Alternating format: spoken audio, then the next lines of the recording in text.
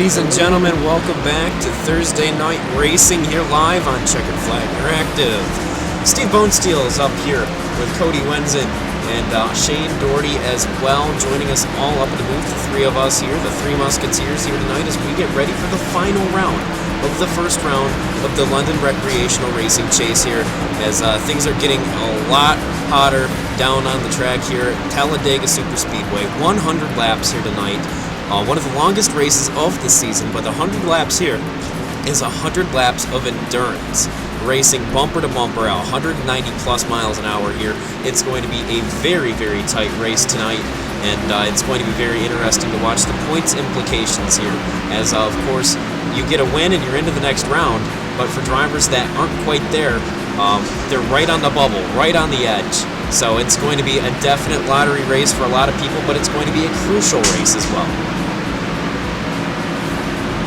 Yeah, definitely, Steve. And actually, heading into tonight, we had two race winners, but only one of them was Chase eligible, and that was Joseph Tice a couple weeks back when he was able to pull off the victory at Michigan. He's the only driver locked in officially coming into tonight, since Austin Artenfels won at New Hampshire, but not Chase driver. So everyone else, they're here for points. Obviously, some guys better than others when it comes to those points, especially guys toward the back half of the top 12. I believe it's the top 8 that move on. So guys like Alan Cryer, Byron Daly, J.D. Laird, and Colin Bowden outside looking in coming into tonight. They're going to need big runs and hopefully some luck to get them into the top 8. And then, like I mentioned, we're welcoming Cody up into the booth here this week and hopefully for the subsequent weeks as well. So Cody, going into a Talladega race, what is one thing that you always look for? And as a driver, what would you almost expect here tonight? At a track like this, things always get crazy, but the key to me at a track like this is patience. You have to have patience, especially when it's a long race like this, 100 laps. It's not a sprint race, so you're not going to win it on the first lap. So there's no reason to make like 3 wide moves or anything crazy early on until like the last 5 or 10 laps. Make sure you're in that lead pack, and then just be patient the rest of the race. It should be an exciting race, of course, here tonight, the Top Motorsports 250 here, as we get ready to go green flag. Drivers completing qualifying as it is right now. Just one of the quicker qualifying sessions here for the league here at the Super Speedways. So I'll throw it over to you, Shane, to take a look at the times. Yeah, so far we got Byron Daly up there on the pole at the moment with just about a minute left in the session, doing pretty strong there, 53.231. Obviously, these guys pretty close together at a super speedway, wide open. So Justin Munseal, Corey Hoover, Chad Coleman, and Joe Lawrence, your top 5, just followed closely behind Byron, like I said. And basically, for everyone else, it's just it's a battle of hundreds. Basically, it's the moves you make off the turn and what you can do during that gets you up toward the front. Is actually Corey Hoover moves up a couple spots, and also Joe Lawrence jumps into the top 5 there. So cool to see those guys moving up late in this session, but that's pretty much it for your top 5. Looks like Byron's going to have the pole. And let's talk about Talladega a little bit. 2.66 miles here, and if you didn't notice in that overhead shot, the start-finish line is not directly in the tri-oval. About 2 football fields further away than it would normally be, so that means just a little bit further for drivers to have a shot at taking away that lead off of turn 4.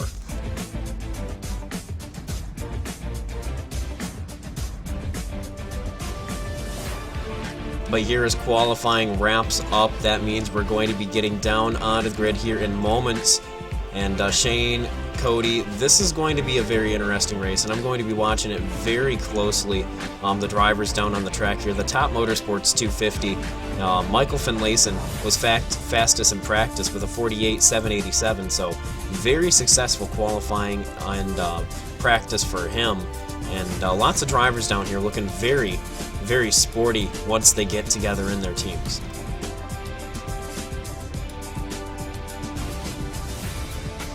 And as always, when you visit Talladega Super Speedway, you can be fast and run up front all day, but it's the drivers around you and maybe some of the things that happen when racing that ultimately depicts your night. And we've seen some big ones here. Remember, we came back here in October for the previous season when here Corey Hoover came into the race with the points lead. Within the first 15 laps, he was flipping in turns 1 and 2, and that was the end of his night and possibly the points lead as well. So that can happen tonight for plenty of guys. They can be running up toward the front, and then something happens late that takes them out either of this race, but also at the same time the chase. So you're just gonna have to watch it, play your strategy, how you are on the points, and if you're really back there, go for broke, got nothing to lose.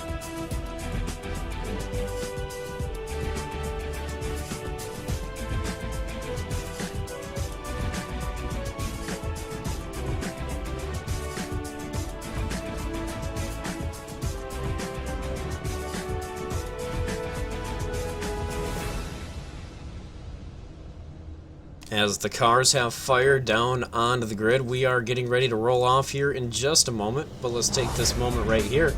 Let's get in touch with one of the drivers down on the grid. Let's ring up Michael Finlayson. Over to you, Shane, with Michael. Yeah, here with Michael Finlayson. Mike starting 13th out here tonight. Before you take your pace lap, what are your thoughts on tonight's race?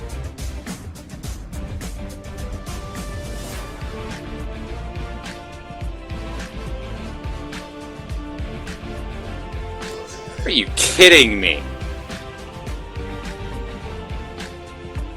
Do you have a copy, Michael?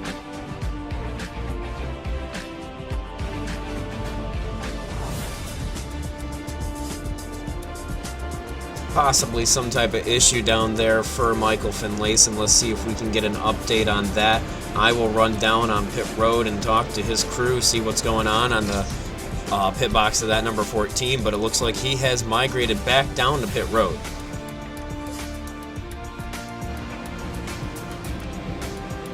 Yeah, possible issues going on there for Michael. Or slated to start 13th tonight, and that car has not rolled off the grid, and he is in the pits as the field is making their way around this racetrack on the pace lap to get the green. So interesting story. We'll have to see what happened there.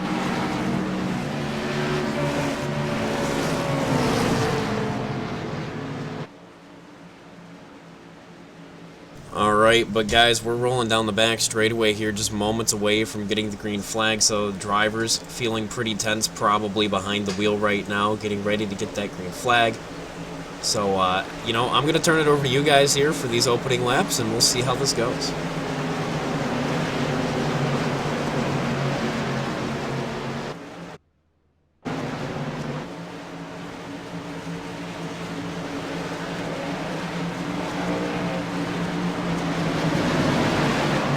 As the field gets ready to come through turn 4 here, Cody, what do you think we're going to see tonight, and anything big stand out to you? I think we're going to see some fireworks tonight. I think this is going to be an interesting race. Super Speedway races always are. Always close racing at tracks like this.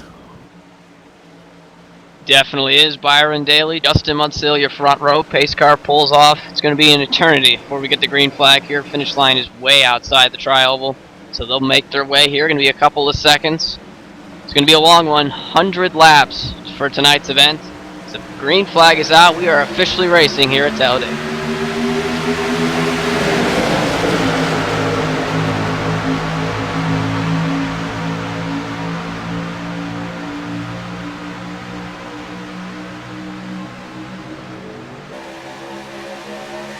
Strong start for the inside and outside lane. Pretty much no advantage. They can make their way to the back straightaway. It's going to be Byron Daly inside, Justin Munsell outside. Looks like everyone's going to pretty much be inside or outside lane. No third lane here. First couple of laps might be a factor later as Justin Munsell pokes the nose to the outside. Still Byron Daly in the middle.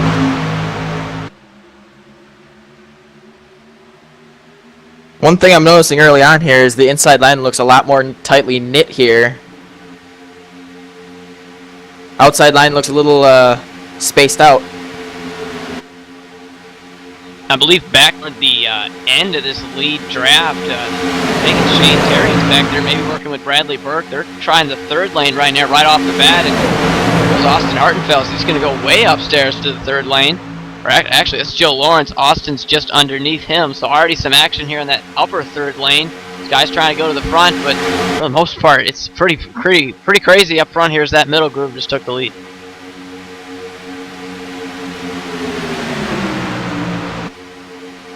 Look at that, though. 3 wide up on the top side. Corey Hoover, Austin Hartenfels, Joe Lawrence, Jacob Adams. Yeah, already lap 2, but these guys, they're holding nothing back. It seems like inside lane, first lap seemed pretty dominant. Now all of a sudden the middle group's picking up some steam, and now the outside, the uppermost outside lane, the third lane, got 3 or 4 cars. They're still moving toward the front. So guys just trying to figure out where they're most comfortable and also where they can head to the front as Byron Daly jumps to the outside.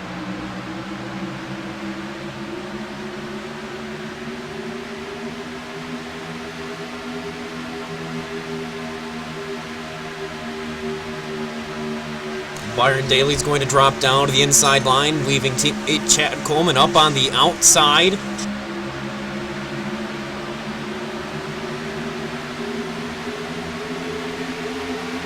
Yeah, that was very interesting. So Justin Munseal switched from the outside to the inside, and Byron Daly the inside to the outside as he goes back to the inside. Chad Coleman coming to the front. Looks like he's going to have some help there from the 12 car, Chris Wright, pushing right in tow here. I believe Bronson Stafford down the 39 up in that uppermost top lane trying to make some ground with his teammate Shane Terry, and there's the battle for the lead.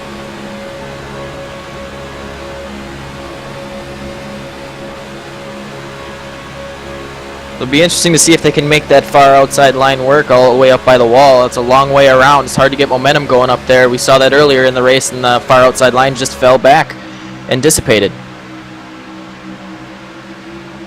Yeah, definitely did. And these guys are just going to have to get more organized if you're going to want to get toward the front, at least if you're in the third lane. We saw the second lane, really form right together and take the lead. See something similar that might be something to use later in the race, but I guess as expected, early on, everyone's going to go to the inside, just kind of right there, log some laps. And that's currently the popular lane at the moment. It's allowing Byron Daly to continue to lead, and I think for some time to come here, it's going to be pretty tough to take away the lead.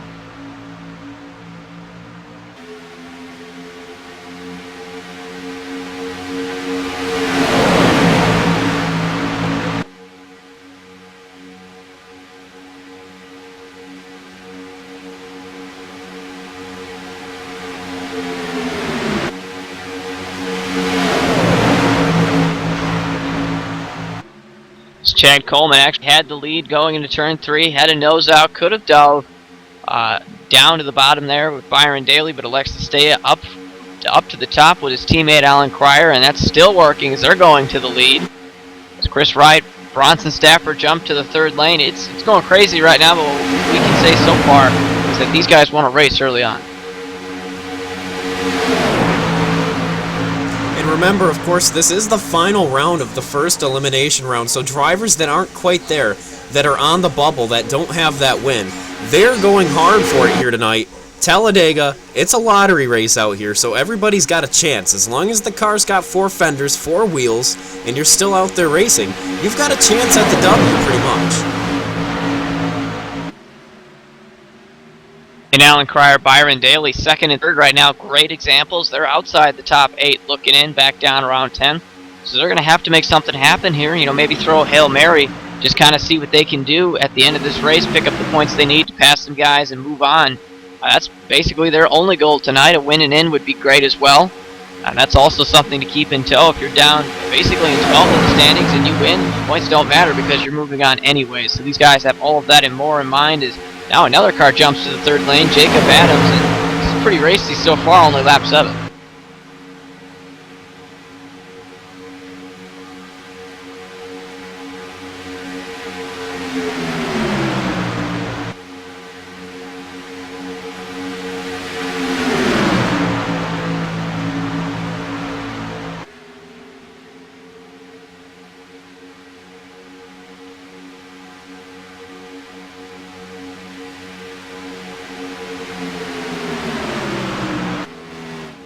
It looked like the far outside line was starting to make some progress there, but as soon as the 12 car of Chris Wright dropped down into the middle lane, the far outside lane just started to fall back again.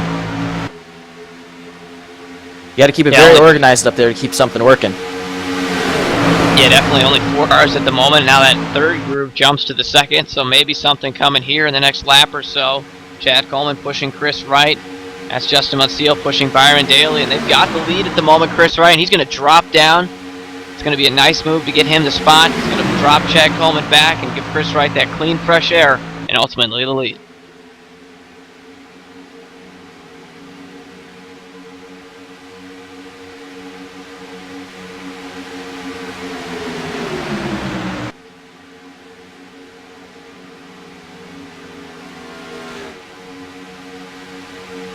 39 of Bronson Stafford jumps out to the third lane again, trying to get something going out there. Doesn't look like he's going to get any help as of yet. Got to be careful with trying to move like that. If you don't get any help, you could fall right to the back. It's always an issue when you jump the line. You also got to mention he's got his teammate there, Shane Terrian, so they're probably working together trying to make something happen. I think Shane's easily going to cut him some slack there, let him into line. But really, I think it looks like that second lane is the way to go right now because it put Chris Wright in the lead, and now Chad Coleman's getting some help from Walker Thomas. And now Walker Thomas is going to jump to the third lane. Maybe he's getting hot or maybe trying to go for the lead. One of the two, but nonetheless, Chad Coleman might have the lead here. Just going to have to see if he can clear Chris Wright as we're coming up on Michael Finlayson, couple laps down. Or actually, he's still on the lead lap, just about to a be little lapped, bit of contact there. Is Walker Thomas in the wall? 4 wide with Finlayson up by the wall there for a hot second. Very careful moment. Very tense moment for those drivers here as the pack is back here tonight. Jamie Haley making some movements right up in front of Chad Coleman now on the outside line. Alan Cryer leading with Bronson Stafford behind him, getting that big push out of that Dollar General Toyota Camry.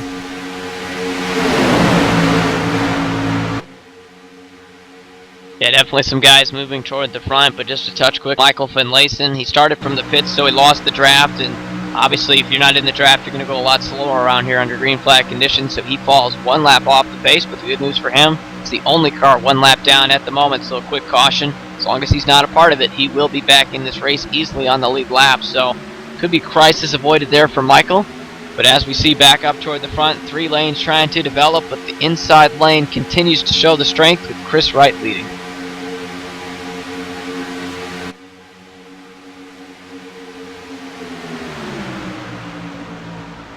So first 11 laps, we've seen a lot of clean racing, a lot of aggression, though, out of the field as in a general statement. Right now, Chad Coleman getting put into the sucker hole there. Bronson's going to hop up to the high side. Here comes some help from the middle out of Chris Wright. Alan Cryer's going to get a lap led. Definitely going to need it here as we're coming 3 abreast across the stripe. Bronson Stafford will lead the lap. Yeah, the third lane came out of nowhere there, and the tri-oval brings Bronson Stafford to the point, and they're going to try and see if they can maybe get down at least into the second lane, because the third lane, you can get some momentum, but it's very hard to keep that momentum lap after lap. Definitely have to use some side drafting. They are really conservative with that. Talladega pretty wide, but these guys so far staying off of each other, just kind of picking their own lane and using the forward draft to move toward the front as Chris Wright regains the lead. It looks like here, still 3 wide. Pretty impressed. 10 laps and now 11 laps through, and still we have seen barely any contact.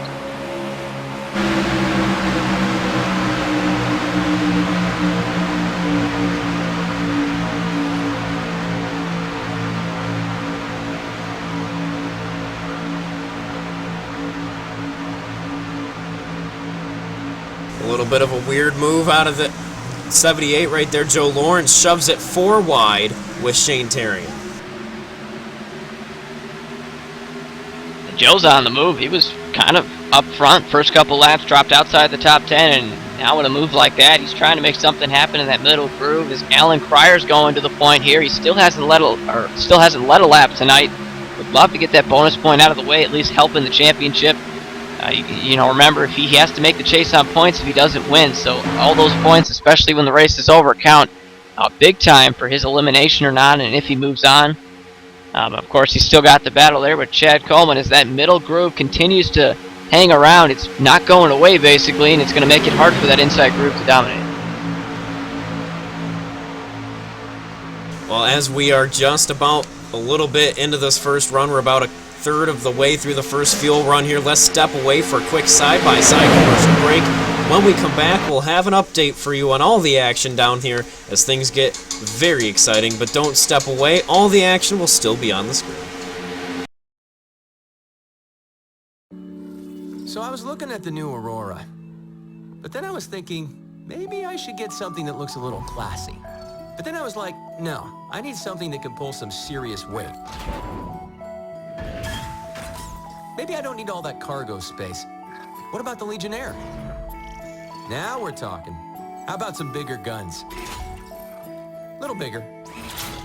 No, little bigger. There you go. And maybe some rockets, too. Actually, I should probably upgrade the power plant. I did like the leather seats on that LX, though. Yeah, perfect. All right, let's see what this baby can do.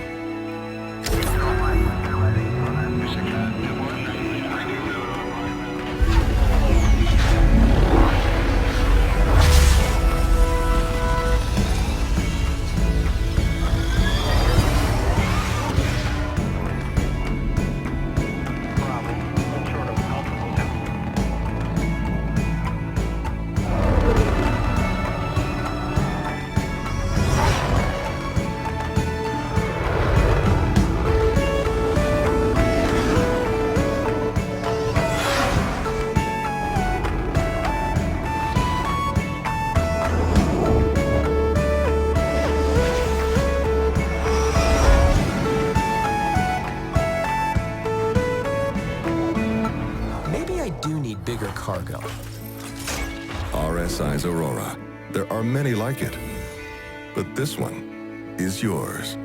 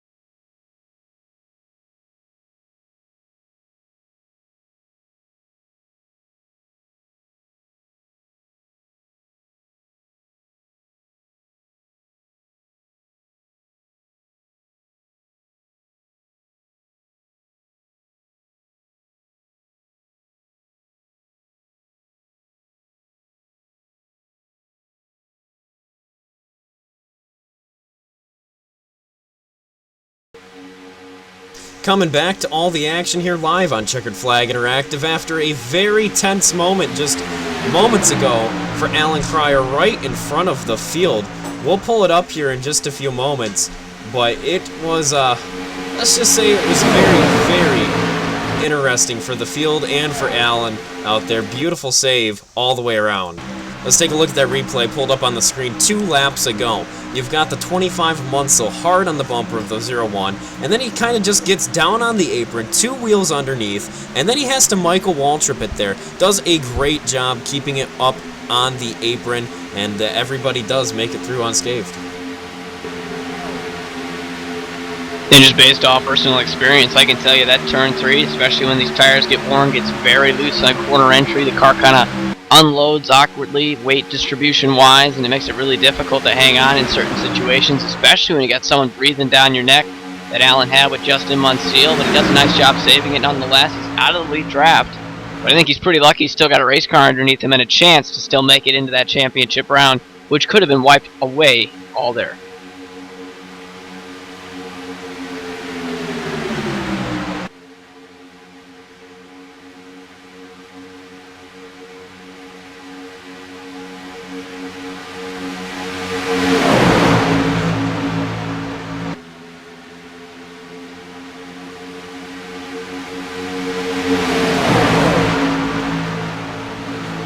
Little bit of contact up front there between the 02 of Jamie Haley and the 20, I think it's the 25 of Justin Munchell. Yeah, the field really didn't know what they were doing there down the back straightaway. Byron Daly jumps to the way outside, and he's going to back up and possibly out of this lead draft. Don't blame him. Saw pretty chaotic movements there, especially from Joel Lawrence in the middle groove. Kind of got loose, guys got squirrely. They're going to go ahead and save it there, but that could have been a big wreck, and I don't think these guys want to do anything like that this early in the race.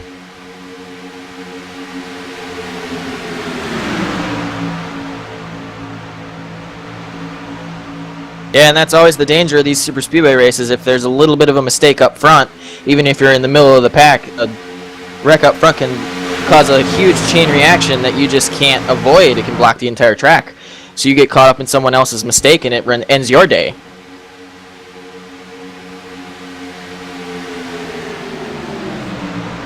As Byron Daly tries outside of the uppermost outside lane again. It's funny when we see super speedways as Justin Munsil drops to the apron. Maybe another save there. Does a nice job. He's going to fall off the lead pack, but he too might have got loose there and had to use the apron.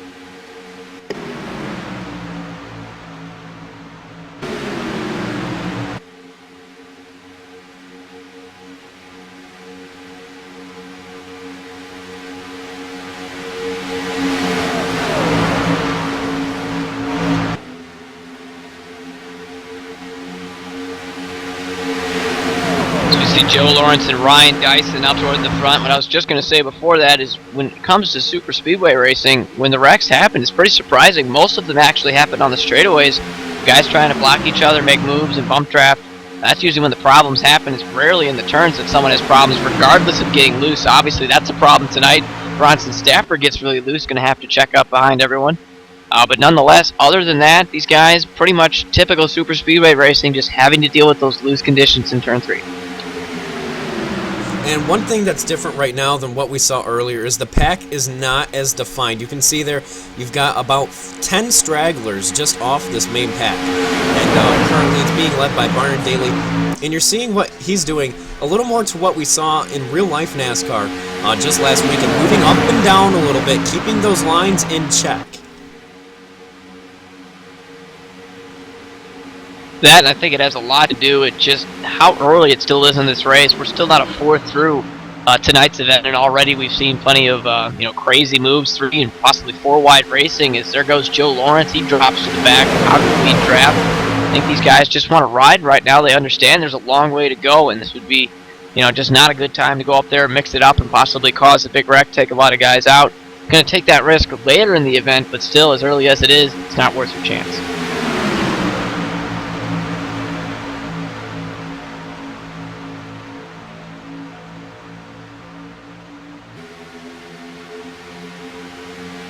And now you'll see it's Byron Daly caught in the sucker hole here. That number 93 has no help behind him. On the outside, Bronson Stafford. Ryan Dyson getting some of his first opportunities to lead laps all season long here. As Bronson tries to jump down in front of him, he won't have enough room. We're going to go 4 wide almost through 3 and 4, as Bronson's going to have to squeeze down in front of Byron Daly to keep that from getting into trouble. Ryan Dyson should be able to get this lap led, assuming that outside line doesn't get a huge run here, and that will be one of his first laps led of the season in that number 28 machine.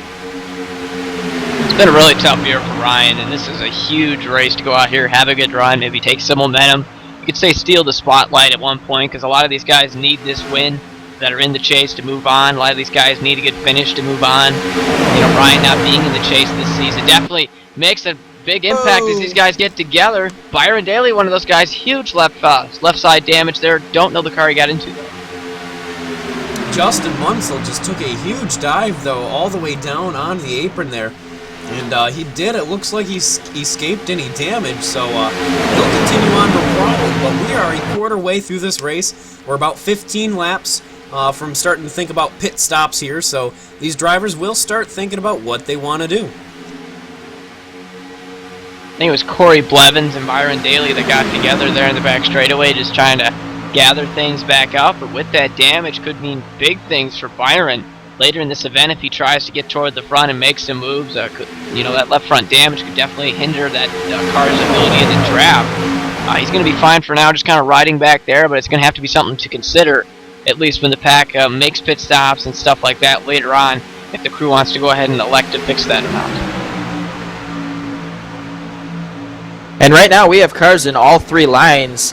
With pit stops coming up right now, you're going to want to get to that low line to get to pit road.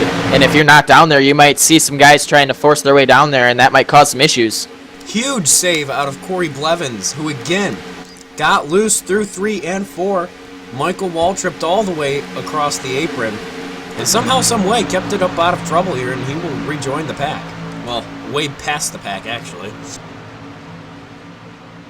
Yeah, he's definitely not the first and perhaps not the last driver to have issues there in turn 3. Something to quick note of, the field just passed by a couple of cars, Walker Thomas and Mark Murphy. Mark's one of those guys at the end of the chase grid here, has to have a good run tonight, just went a lap down. That's going to make it tough for him. He's going to need a caution and some other luck to get that car back in the race, and this also means Michael Finlayson's no longer the first car one lap down. So the race for the lucky dog already going to be a thing here. Hopping on board the nose of Byron Daly, taking a look. He's shoving it 3 wide through the tri-oval. I don't like this move, but he's doing it anyway. As Byron Daly finds a hole, makes another hole between Shane Terra, and he forces his way up through the middle. Is he going to force his way underneath that number 25 here? It looks like he thought about it there for a hot second. Well, I think we can conclude that damage has absolutely no effect whatsoever on Byron's ability to draft, at least in the middle portions of the pack. Don't know how that car would be in the lead, but he's still got a strong machine under him. He ran the first couple laps out there in the lead, was kind of strong, dropped to the back, but he's made his way up back to the front, and just going to kind of ride there, I guess, try to make his next move. These guys continue to stay side by side. Chris Wright and Jamie Haley and Bronson Stafford up front. Just remember, you are tuned in here live to Checkered Flag Interactive. Steve Bonesteel, Cody Wenzen, and Shane Doherty, as always, up in the booth here, bringing you all the action, 3 abreast across the stripe once again for the Top Motorsports 250. Live from Talladega, 75 degrees here at this 2.66 miles D-shaped super speedway.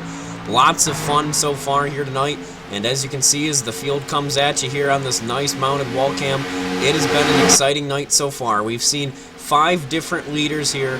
Actually, I do believe 6 different leaders. Multiple lead changes, not necessarily official ones, but they have been all over the place. It's been a great race so far, Shane. And another thing we're watching right now is tires are starting to fall off. Drivers are getting loose, and now the middle is coming into play. Look at the next big move out of Munsell. Ryan Dyson will hop up into the middle as well as the inside line falls apart. Byron Daly's got teammate help from Chad Coleman on the outside, and he's going to try to fight through, get that lead lap. He won't, as well. Looks like now Munsell to the bottom, and Ryan Dyson's going to try to follow, makes the hole, and he'll fit that machine down in there.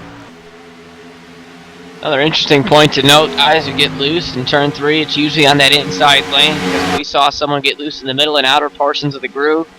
They probably would have wrecked it in front of the entire field, and that would have been the end of the field, which we haven't seen, obviously. So that probably means you've got a loose race car, at least having some problems in turn 3. You want to make your way up to that higher groove and kind of sit and ride there until this first pit stop. I think that's what we're starting to see out of most guys, is that inside lane not quite as strong as it was before.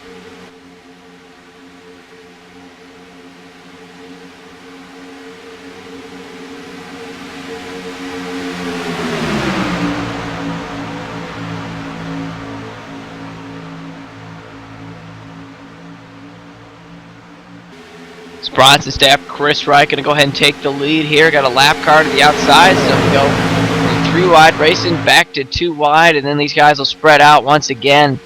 Still a couple laps away from pit stops, around lap 40 or so. Kind of depends on these guys, how they're running in the draft, but also how the tires are, if they're going to elect a short pit for those concerns.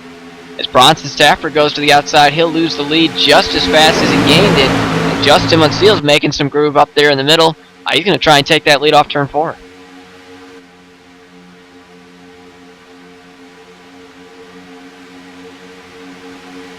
Now, Cody, as you've been watching this first 32 laps get underway here, what do you think has been the biggest factor for drivers? We've seen drivers come all the way from the back of the pack to the front of the pack in just a matter of laps. What do you think's being the most beneficial hindrance to drivers out here right now?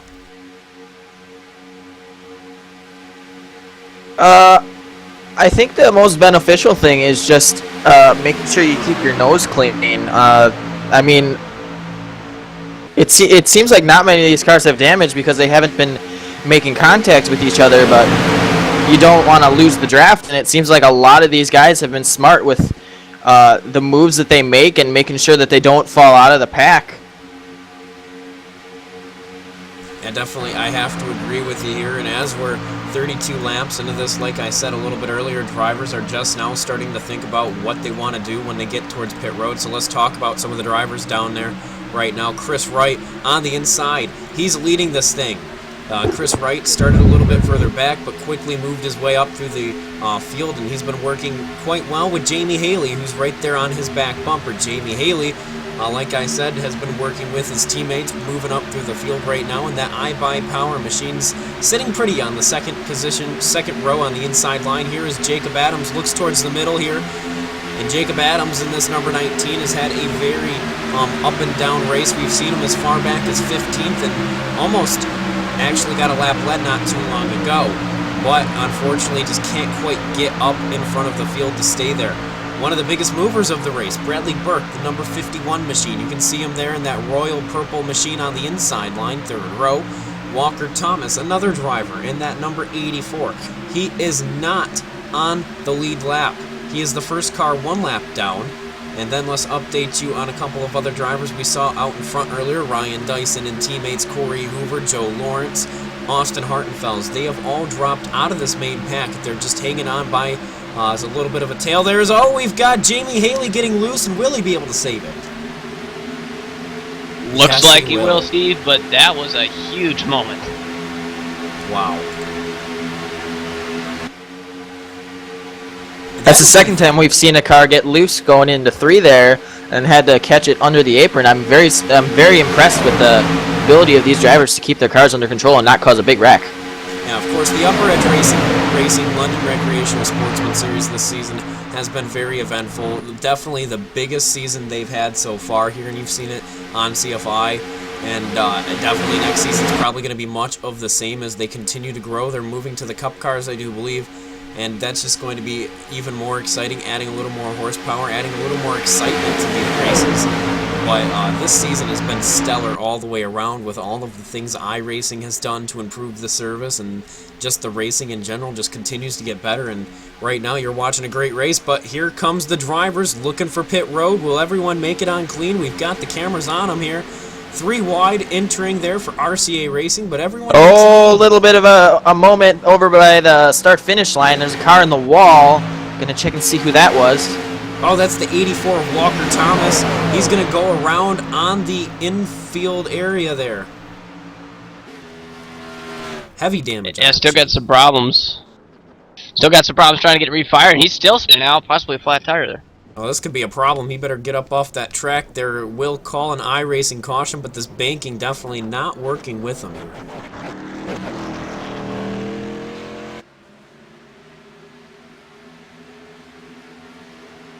And now peeking back up front, we've still got about 8 cars in that lead group that have not come down pit road. They've got about 5-6 laps of fuel left, so they still have a little bit of time to choose to do so.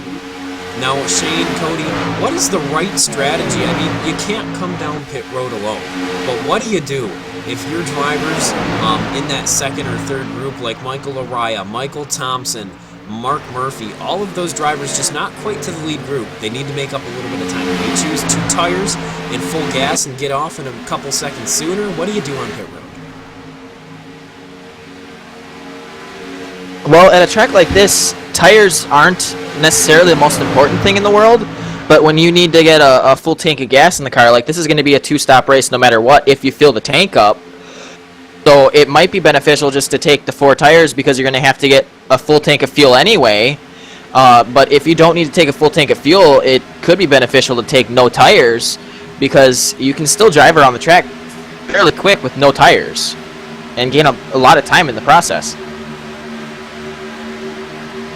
I think the guys who came down pit road here the first time, there was just more cars in that pack. I think you want the biggest pack in half coming off pit road and drafting. So these guys waiting a lap or 2, not a terrible thing. It won't be a big difference, but they definitely won't be the leaders when they come back out just because of that drafting difference. And for the tires, as loose as these guys have been, I want 4 tires, full tank of fuel out there.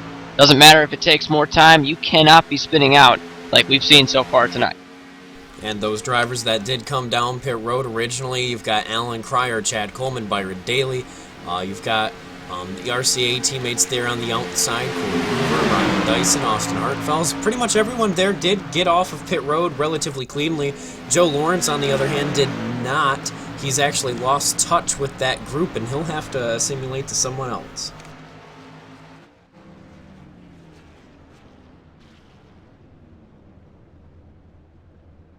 Issues there for the 16 of Michael Thompson on pit road, going to miss his stall just a little bit watching these teams complete their stops here.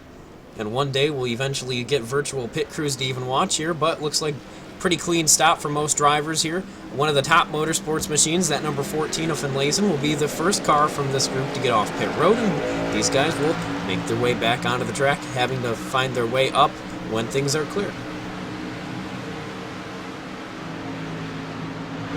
And it looks like most of those guys who pitted in the second group pretty much going to be where they left off, but I guess I stand corrected with Justin Munseal and Chris Wright out there. They had a great stop. They're actually 2 or 3 seconds in front of this whole lead pack, so they'll enjoy that for a couple of more laps, and the pack should catch them and, you know, reform everyone back into one lead tandem. But nonetheless, pretty good call to get them out in the lead for the time being.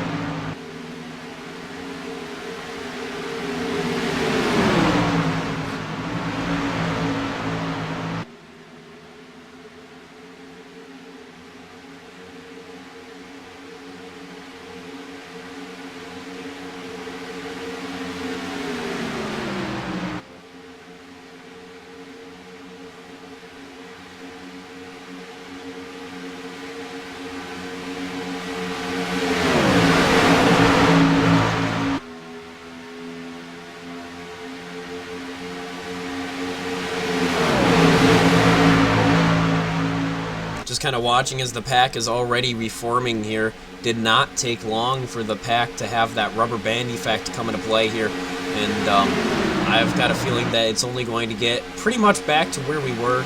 Looks like we did lose about 3, 4, 5 cars from this pack. Some of them were lap down vehicles as well. So here we go. Alan Cryer, Chad Coleman to the outside here, going to try to get around that number 89 of Colin Bowden. Colin's going to the sucker hole. Byron Daly's going there to the outside to work with his teammates. And now Bronson Stafford hops down to the middle to give Bowden a little bit of a push here. Justin Munsell leading some of the most laps we've seen lead all season long here at Talladega, doing a very demanding job on the inside, keeping this inside line rolling and keeping those laps led rolling in, as we are 3 wide, much like we saw earlier once again here. And that is not something you generally see here at these super speedway events. Once the field comes down pit road, it generally gets pretty spread out, and that is not really the case right here in this opening. Yeah, it is very easy under a green flag pit stop at a super speedway like Talladega to lose the lead pack. There's so many things that can go wrong, and even if you don't have a horrible pit stop, if you lose even a second or two coming onto pit road, it's so easy to lose that lead pack. I think one of the guys who did the best job, though, under that green flag pit stop exchange, going to have to say Colin Bowden. He was in the lead draft, one of the last cars, just kind of hanging on for dear life when pit stops came, and now he's out there in the lead doing a nice job, just controlling the lanes, was in the middle groove, jumped down to the inside here with help from Bronson Stafford, and he still is the leader. So Colin's doing a nice job there, used green flag pit stops to his full advantage to get in the lead.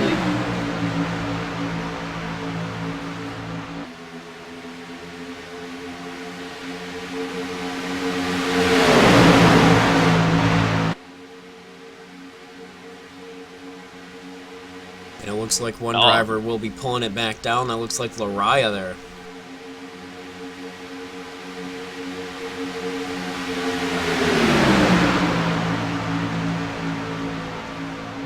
The 89 of Colin Bowden there just let the 39 of Bronson Stafford get a little bit below him, and then he fell into that middle lane and nobody came to help him. He just fell all the way to the back of this lead pack. Well, maybe not all the way to the back, but the middle of it.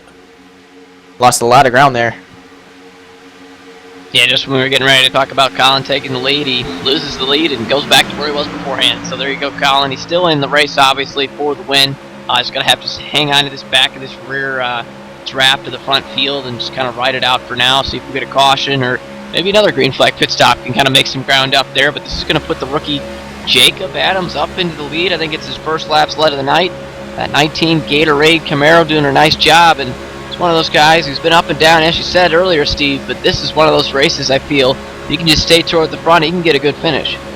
Right now, riding on board with the number 20 of Chad Coleman there on the inside line, you can just see how simply close things are down here for drivers. You don't have a lot of wiggle room to the air outside, and oddly enough for Chad Coleman, he has about a car length in front of him to breathe.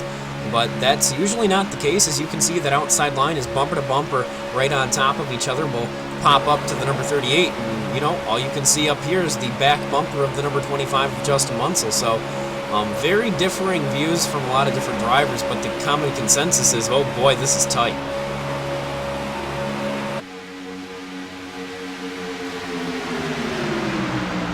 It definitely is, but when you look at the beginning of the race, how much room these guys were giving each other, and you kind of watch it, throughout the rest of these laps as they tick off, and watch that progression. The guys are just going to start drafting closer and closer.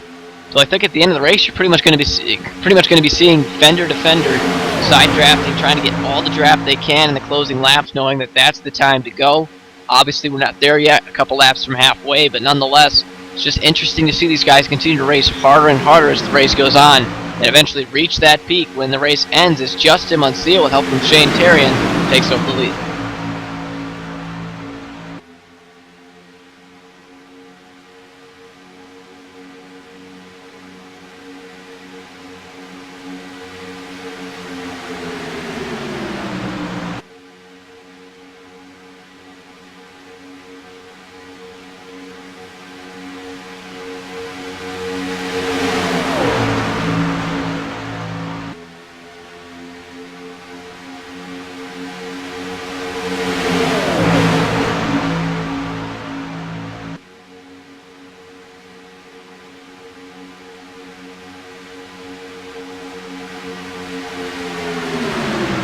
We are approaching halfway. That means we should probably step off for one more quick commercial break before we get to the next round of green flag pit stops, which will approach pretty quickly here. So we're going to take a moment, catch our breath, watch this field from afar, and when we come back, we'll update you on all the biggest movers in the race.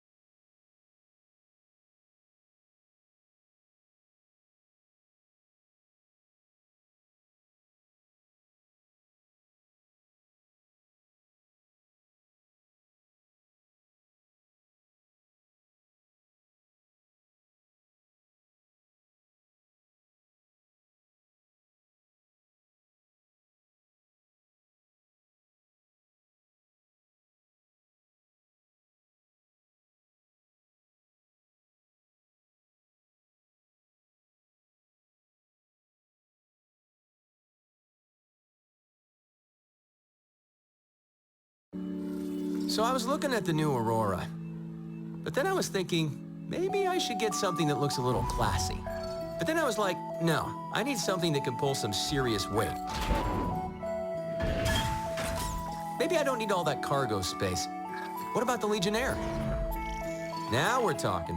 How about some bigger guns? Little bigger. No, little bigger. There you go. And maybe some rockets, too. Actually, I should probably upgrade the power plant. I did like the leather seats on that LX, though. Yeah, perfect. All right, let's see what this baby can do.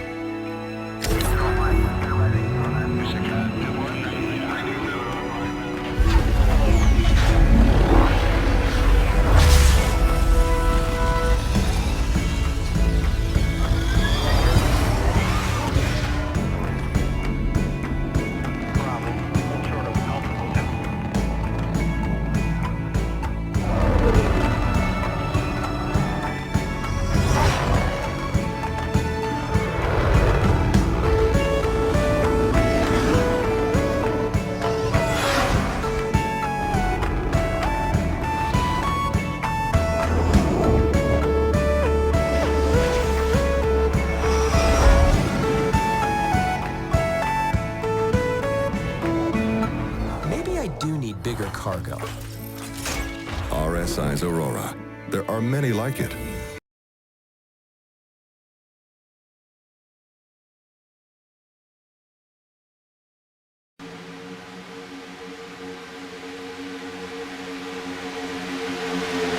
Coming back to you live here on CFI. Update on the current standings in the race. Chris Wright on top. Bronson Stafford, Justin Munson, Byron Daly, Jacob Adams, Bradley Burke, Chad Coleman, Alan Cryer, Ryan Dyson, and Austin Hartenfels is your top 10. After a couple of drivers had some tense moments, Shane Terry got a little bit of damage under that run. He's fallen to the back of this first pack. Still hanging on, though, guys. Yeah, definitely still hanging on here as late as it's been, just past halfway, and as long as we've been running, these guys still not afraid to go out there and mix it up 3 wide, and starting to see guys who are back up, you know, toward the front, drop back, and guys who are back in the field move toward the front. One of that is Colin Bowden on the outside there, 29. Austin Hartenfeld's making some gains, and it might put Austin in the lead here, and it looks like it will for the time being. It's Colin and Bronson make contact. Oh, we've got a car around. Going to spin out, and we're wrecking.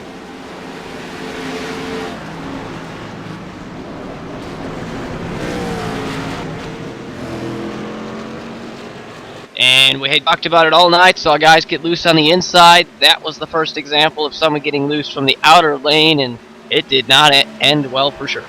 Yeah, that is for sure. Let's pull up the replay here in just a moment and see exactly what happened.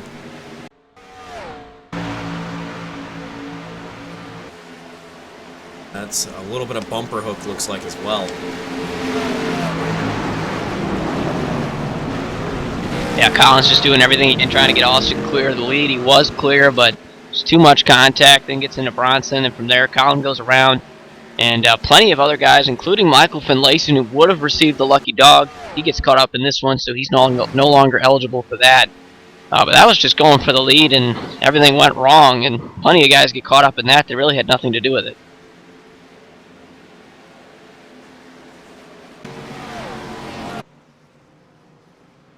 But nonetheless, that is the first caution of the night, and for a lot of drivers, it's going to be their last caution of the night, as their cars are probably toast. But we made it over 50 laps before having a caution. Yeah, definitely impressive for these guys. We'll see if they can keep it up, though, because we are past halfway, closing and counting down those laps. It's only going to come here sooner or later where these guys have to be in the right positions because they know the race is about to end. And as everyone's going to bring it down pit road, we'll see if some guys take tires, some don't. Something to note, Austin Hartenfeld spun out, but he has no damage basically from what I'm seeing, so he'll be just fine up there in the 6th spot. So we'll have to see what these guys do on pit stops.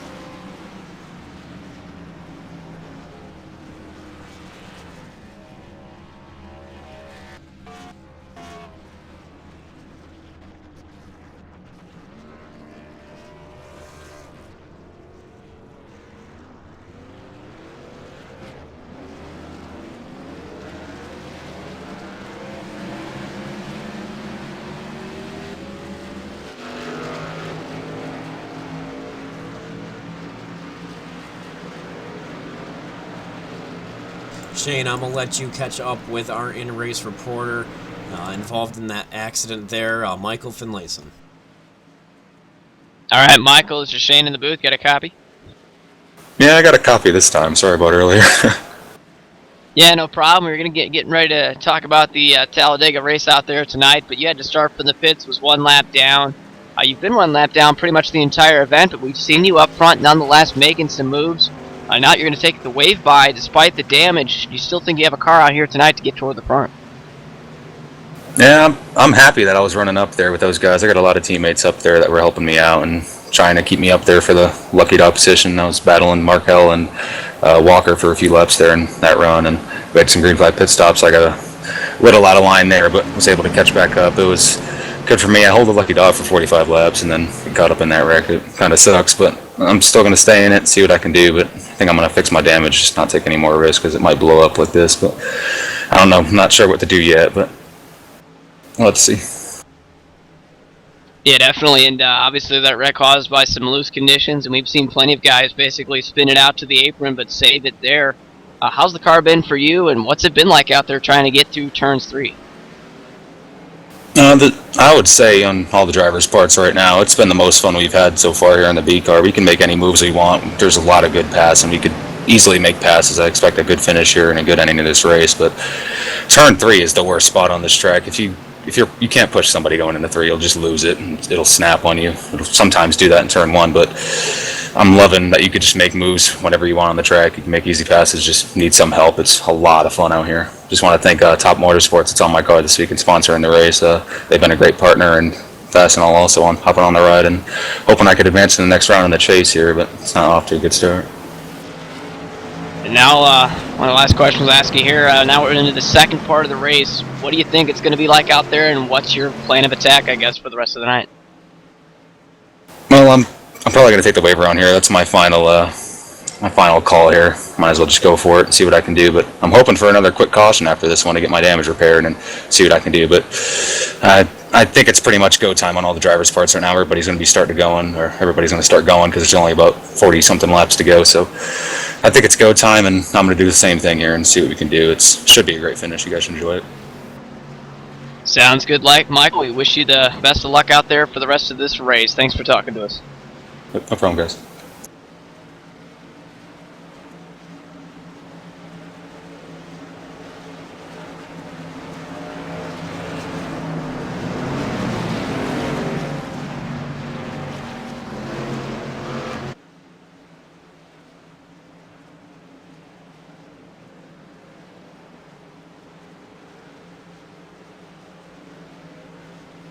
I think Michael said it best there. It's pretty much go time for everybody, and now we're into the second half of the event. Laps ticking off. If you're not toward the front, you got to be there, and if you are toward the front, you're going to have to hold your guard down because there's going to be plenty of drivers out there be running just a little bit more aggressive other than we've seen tonight. Plenty of close racing.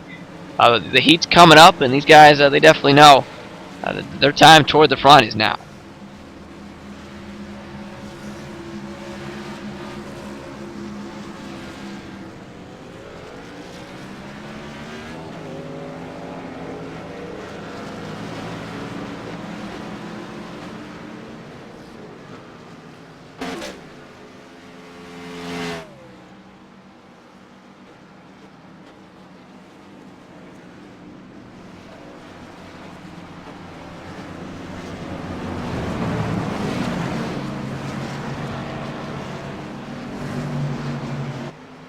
As we came to 1 to green there, we saw a second round of pit stops from some of these lead lap cars. A lot of guys probably hoping to make it on one final tank of fuel and not have to make another stop. I think we're a little bit outside of the window to do that, though, I think.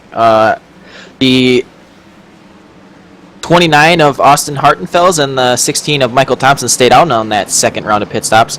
This next run will be to get yourself in position for the final run to the finish, and I think staying out on that second round of pit stops is a good decision.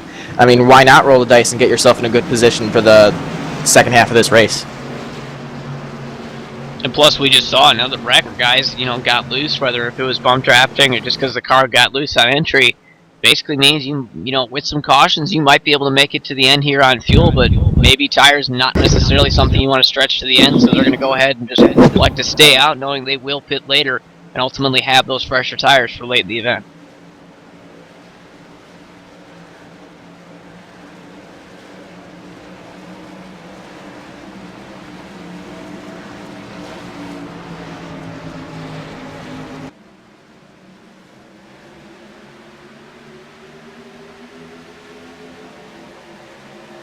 We are green once again here in Talladega. The 29 of Austin Hartenfels gets a good jump on the low line, as well as all the cars on that low line.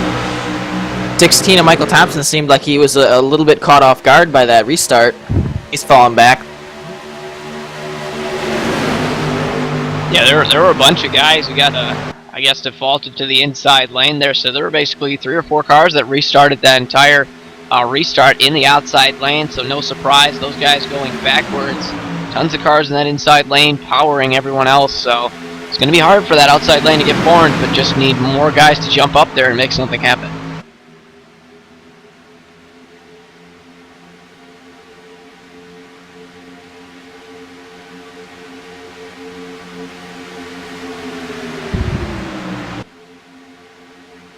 And it seems like we're starting to get that. One by one, we're seeing more cars jump up to that high line to try and start to get something moving towards the front to get yourself in position for the final run to the finish.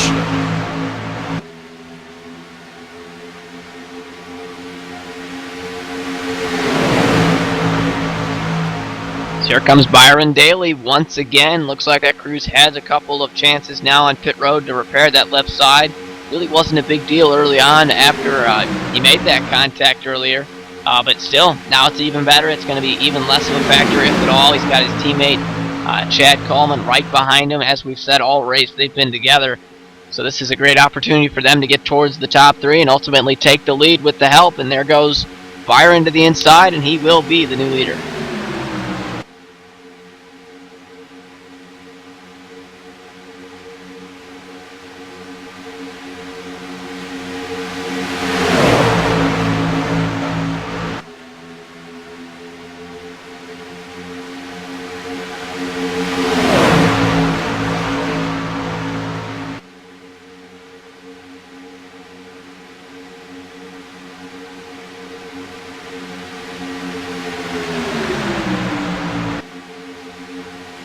Yeah, that 93 of Byron Daly had got a little bit of damage in that earlier incident in the race, and he was doing okay in the draft, but as soon as he was the lead car there, it seemed like the inside line was falling back a little bit. It seems like his car with that damage may have to stay behind someone to keep speed.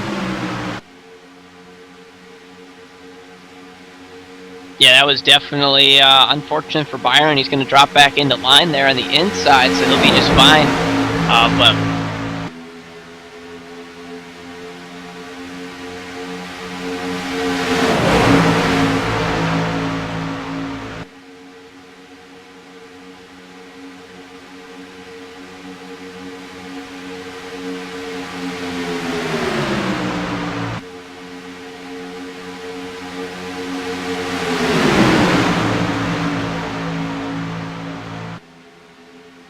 And once again, the pack is back here, 3 wide, 3 abreast through the field. Here is some of these drivers that we haven't seen in a hot second in the Top Motorsports 250 here at Talladega have once again re-emerged up at the front of the field. We've got drivers Justin Munsell. He has led the most laps here tonight so far with 11 laps led, doing a beautiful job. Here with 38 laps to go, this field is intense as these guys are working really hard to stay off of each other's side doors and on each other's back and front bumpers here, as you can already feel the intensity. We've still got one more pit stop for these guys, and as these guys push harder and harder, their tires are going to start wearing out, and you never know what we're going to see.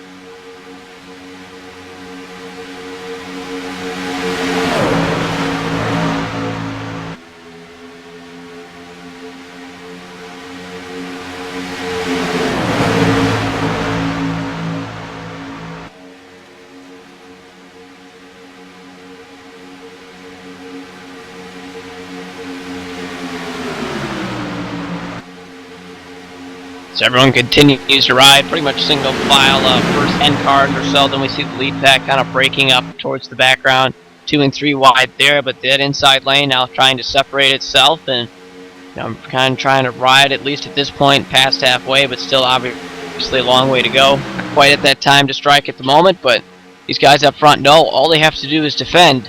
They're already at the front.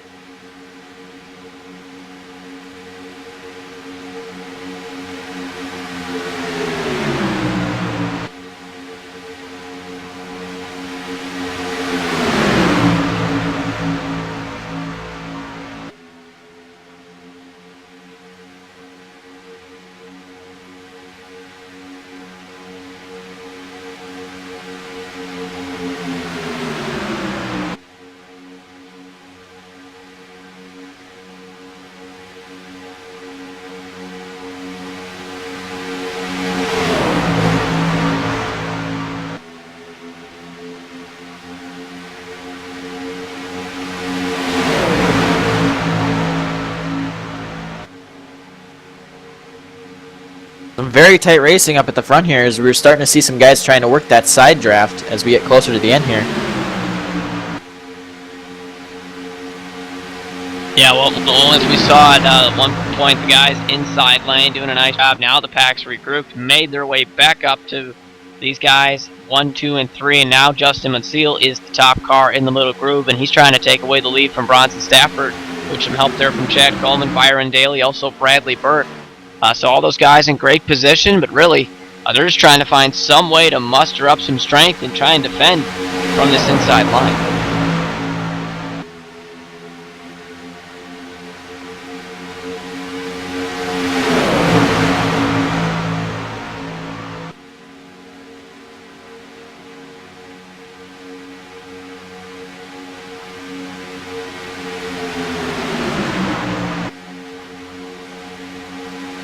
And as we get closer and closer to the end of this race, the more and more we're going to see use of that side draft as cars get closer and closer to each other, just to try and get that little bit of an extra pull to get just a little bit more towards the front.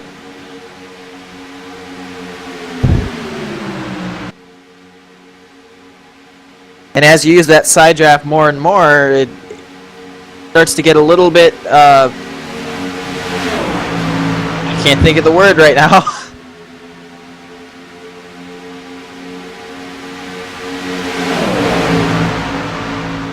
I think anytime you're side drafting, though, it's a danger you take. You're going for the risk and trying to make sure you get as much speed off the other drivers around you as you can to take the lead, as Justin Mansell does right there.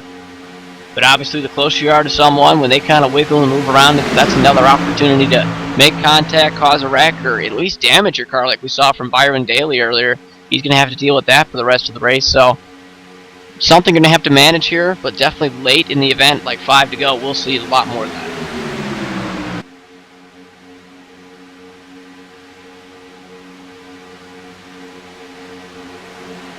There's a wreck happening, and everyone's going to keep it straight, but hard into the wall for Chad Coleman. And just as I say, keep it straight, a couple drivers are going around, but off the track, so no caution. And there's the caution. Yeah, caution thrown there. Tough break for Chad. Coleman was running up front, and it's going to come to an end for him and plenty of others there.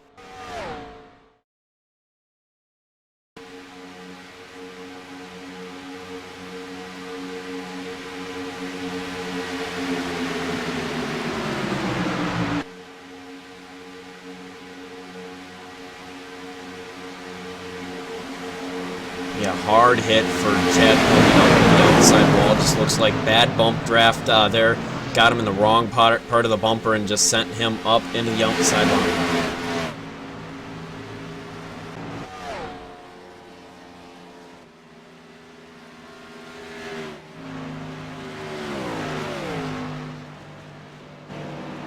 This is going to set us up for probably about a 25-lap run to the checkered flag, guys. So this will give us a chance to step away once more, We'll take a moment, take a commercial break, and when we come back, we'll take you to the finish here on CFI.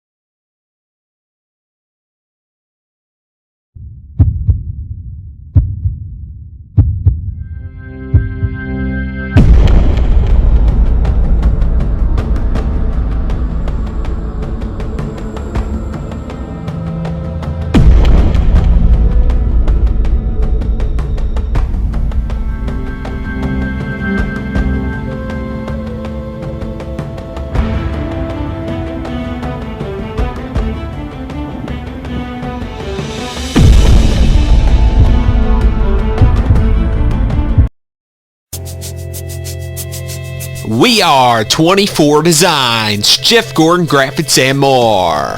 We make custom graphics, logos, and even iRacing paint schemes. Check us out on the web at www.24-designs.com for requests today.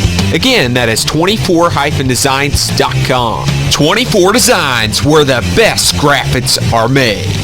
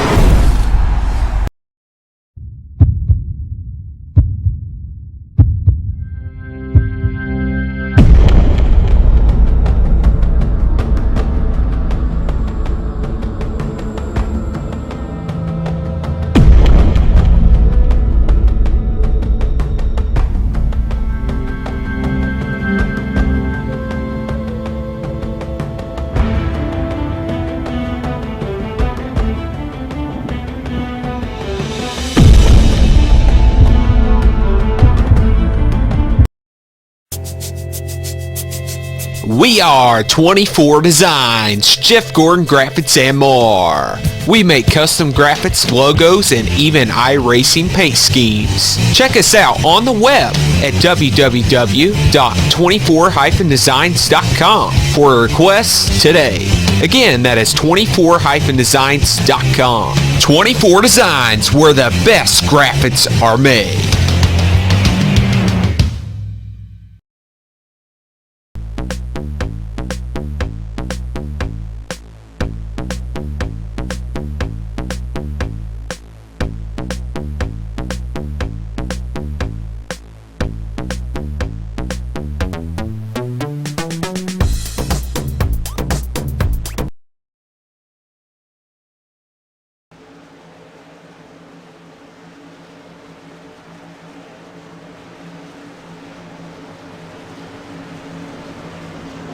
Coming back as we're going to have 27 laps to go. Once again, it's familiar face Justin Munsell.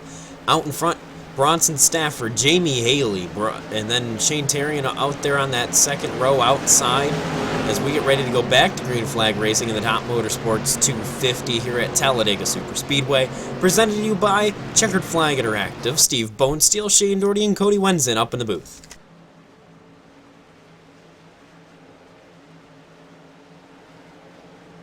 Yeah, definitely see you getting ready for this green flag to fly once again. Justin Munsell, he's been toward the front for the night. He's now the leader. Bronson Stafford is outside, also been toward the front. Had a car spin by his bumper at one point. Austin Hardenfeld went around right in front of him. Could have been really bad. End of the day for both those guys, but nonetheless, he's here on the front row getting ready for the restart to lead the rest of the field, at least what's left of it, to the green.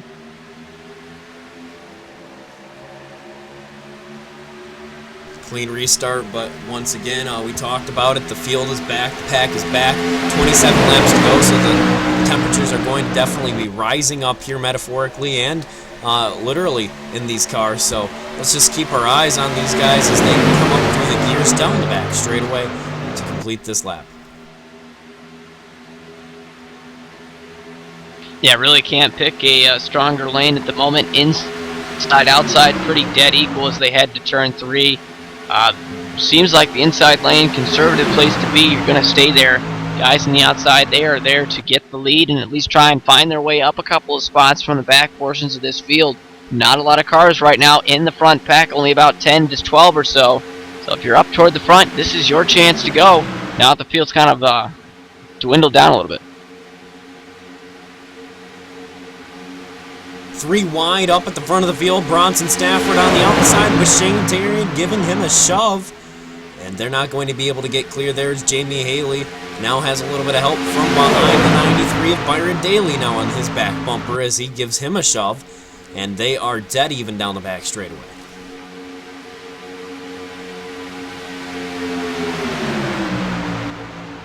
And Munsell and Chris Wright will somehow be able to power on down in front of that 0-2 to clear them. That will probably give this lap to the number 25 unless someone jumps up here. Joe Lawrence is separated from his teammates. Michael Finlayson's in this group as well, so we're going to keep our eyes on him as he's done a good job throughout the night. Might not have been on the lead lap all night long, but that number 14 has been able to hang with the best of the best out in front of the field here.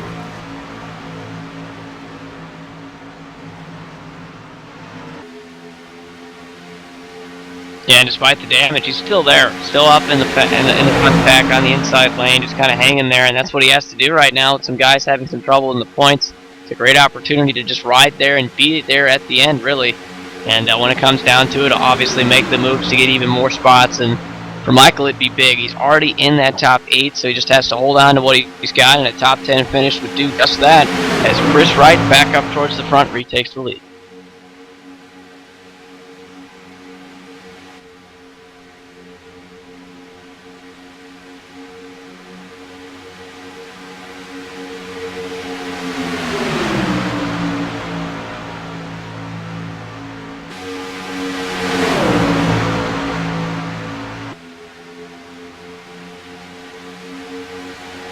As Munsell clips the apron, he's going to have to track it. And he'll be able to keep it under control, but that could have been very ugly. Yeah, he does a nice job of this. This is going to completely really mix up the momentum from that inside lane. Obviously, some issues there. Going to hand Jamie Haley the lead there with Alan Cryer. So that outside lane, the big beneficiary from that.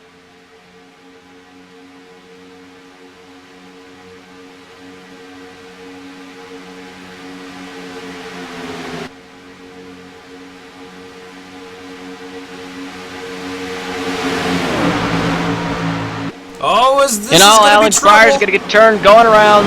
That's a big one. Oh my, that is almost the entire front pack there. Holy cow, Shane Terry and Colin Bowden. Big names, Byron Daly in that. Justin Munsell, our pick to win on the night. Tons of guys who were not only in the chase, but on the outside looking into that top 8 caught up. Alan Cryer, one of the guys up front, caught up in the original problems. Definitely another one of those guys, so a big wreck and a big time, and that's going to be a huge disappointment for many. Taking a look at the replay there, Alan Cryer tried to move up the track. Joe Lawrence was there, and unfortunately, for so many drivers, hard impact there. Well, let's try to get a ring in. Shane, I do believe you're catching up with Justin Munsell in the infield care center. Yeah, here with Justin, definitely a hard hit there. Was up toward the front, leading there at one point, but caught up in that one. Kind of take us through what you saw and what you're for that. It was more of a lack of what I saw.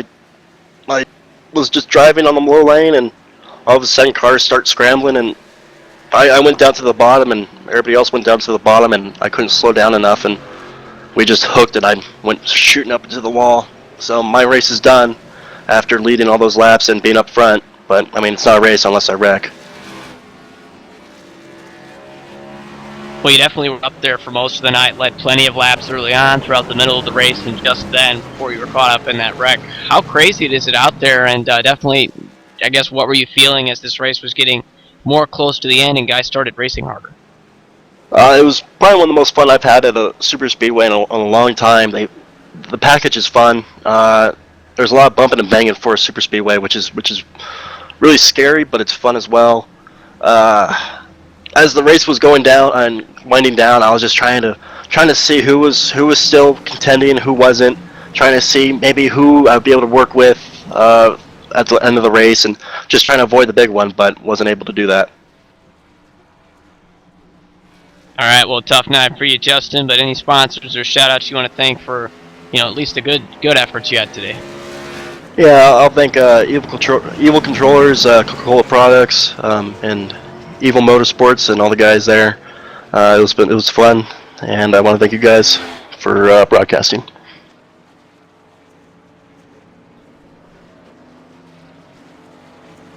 Awesome. And this gives us a moment to catch up with our in-race reporter once more, Michael Finlayson. Michael, you made it through that one there in that number 14, and you don't have any additional damage, so that means we're still pretty much good to go, hanging on. Yeah, you were hanging on pretty well to a top 10 there, and now with so many drivers with damage, it looks like could even get a top 5 here. What's the strategy there for your team? Yeah, from right now, I'm just going for it like I have been all race. I mean, I took the waiver run. That was a really risky call on my behalf, but I was going to have to pit that long run that was just happening, or before the other one. So I was going to have to pit for fuel in a few laps since I took that waiver round, but I got a lucky caution and got my damage repaired. Luckily, it was only 30 seconds, and it looks a lot worse than it is, but it still drives really good on the draft. I could still make moves. I still feel like I have a chance at the top 5 and maybe even a win. This car is great. It's so much fun out here. I mean, guys that are wrecking, they're still saying they're having a lot of fun. It's just, this is the most fun it's been, and I'm happy that a lot of drivers are having fun and we're able to move around and do whatever we want, put our cars in places, and people aren't blocking or making bold moves and wrecking half the field every single lap. So it's good racing out here. It's going to be a great finish, like I said earlier. Well, for all the great action that we've seen on the track, there's been a lot of movement in the standings with so many drivers involved. You're sitting 6th position right now, but with that wreck right there, that takes out Joe Lawrence. Chad Coleman, I believe, picked up a little bit of damage there. A couple of those drivers that are from the outside looking in, like Alan Cryer, Byron Daly, this will knock them out of the chase contention. And Byron Daly, that's a shocker, simply just because it's been so great of a season for him. And how does this switch up your chase hopes? Yeah, I was just looking at the standings before this. I was 6th place, about 8 or so ahead of the cut line, and it was pretty close. So I just knew I had to try to work on points this race, and just when I got caught up in that earlier wreck or whatever, I just tried to go for the win. I mean, that's what I'm doing in this league pretty much. If I can't have a chance, I'm just going to go for the wins and try to get my first one. It's just so hard to get it. I'm just trying to stretch out for my first win in this league. I've run it for so long and just never able to get it, but I'm really hoping to get it soon. I feel like I've really had fast cars in this lately in this season. I've had a lot of chances, and I feel like I'm getting closer and closer to that win, and hoping I could get it soon. And looking forward to next season. Next season should be a lot of fun, but looking forward to finishing this one off good and hopefully getting the win tonight. I know my teammates are going to help me out here. All right, Michael. Well, thanks for coming up here to talk to us as always. We're going to wish you the best of luck. We should get the green flag with 18 laps to go down here. Back over to you guys in the booth.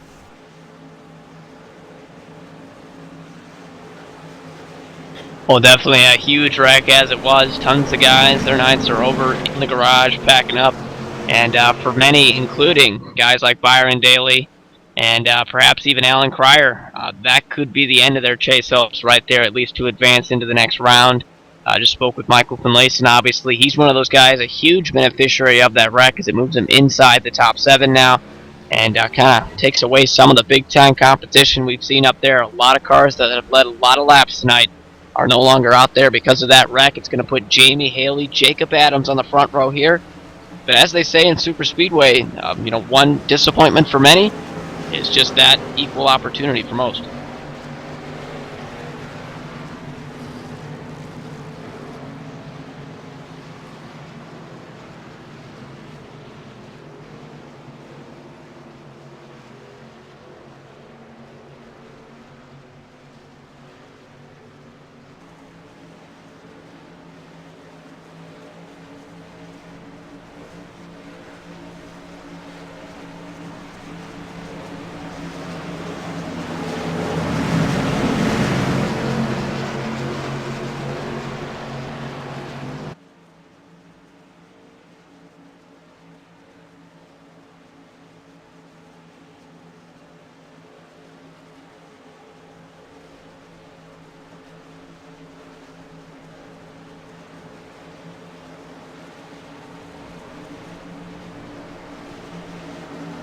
Alright, boys, as the pace car lights are off and we're side by side, it's going to be Jamie Haley, Jacob Adams. Jacob Adams, a driver we saw at the beginning of the season, show a very strong running at Daytona.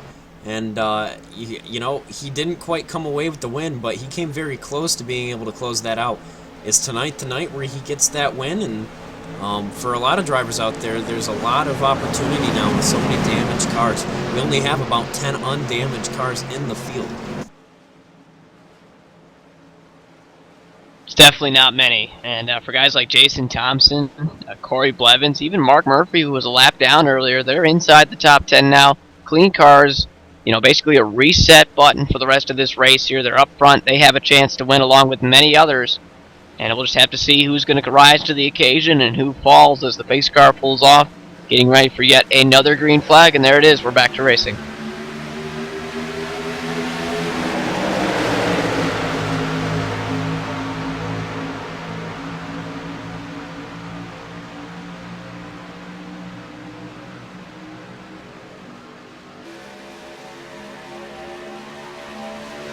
Colin Bowden makes a pretty aggressive block there, trying to get in front of Jacob Adams. He's going to actually get pushed to the middle groove as Jacob goes to the third lane. They're both going to go backwards, basically, as Jamie Haley continues to hold strong.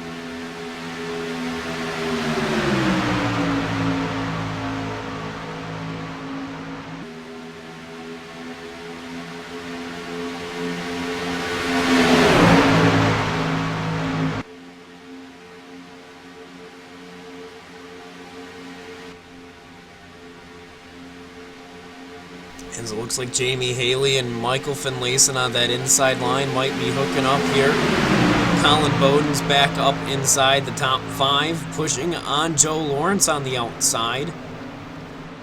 Mark Murphy, let's talk about that number 48. He has Chris Wright behind him. He needs a good finish here now. Jacob Adams, we talked about him. He's right there as well, dropped to the back of that pack. And then you've got Corey Hoover hanging on to the back of this front pack, along with Bronson Stafford in that number 39, who was heavily damaged. I have no clue how he's still hanging on, to be honest with you. Yeah, that's really behind me. I have no idea why he's, but nonetheless, he's still up there. He has a chance to win as long as he's got draft kind of taking that heavily damaged front end out of that open air. He'll be just fine. But also have to talk about Alan Cryer. Might have spoke too soon about that team because, yes, he was involved in this, but obviously that car, pretty much from all four corners, looks pretty good. Couple of dents, but that really doesn't matter, obviously. He's in the draft, he's got a clean front end, and that car is still drafting fantastic on the inside line, so Alan Cryer, by all means, not out of this.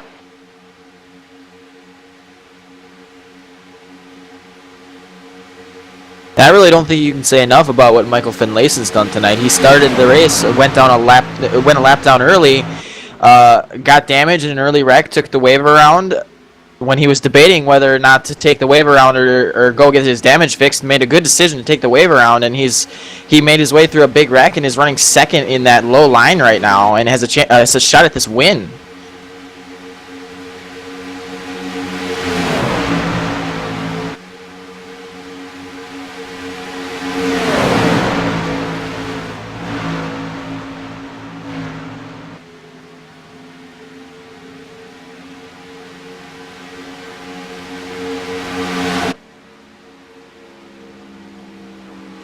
And how about Colin Bowden up in the outside lane? Yes, he's trying to block the guys, but nonetheless, he was hit pretty hard on one of the cautions in turn 3. I think it was one of the first cautions we had in turn 3.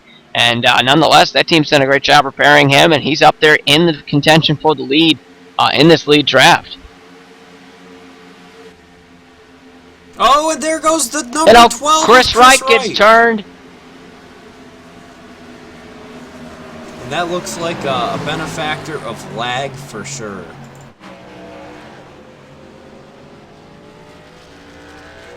Definitely looked like it from there. And also Michael Finlayson stopped around the finish line here. I don't know what happened to him either, but he had some problems. He had to avoid that wreck, so he did cut through the grass there, and I don't believe he got hit. No, he didn't. So he's still good. No additional damage, but it could have been a lot worse for a lot of drivers. Definitely could have been, and yeah, that's actually some pretty close calls for Michael Finlayson. Going to be one of the last cars left on the lead lap along with Chris Wright, only 14 of them. So both those guys get some damage fixed, and they should be just fine. Well, while we have a moment, we'll hop off to our final commercial break. We're going to tune in live to a police chase. Live from LA. We're watching Mercedes-Benz SLK get totally demolished. We'll be back in just a moment.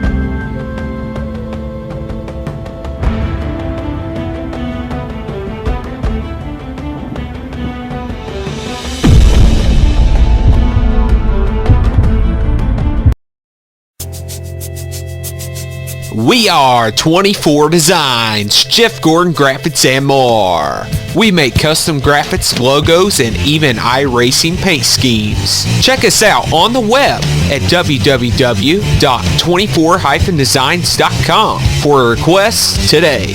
Again, that is 24-designs.com. 24 Designs, where the best graphics are made.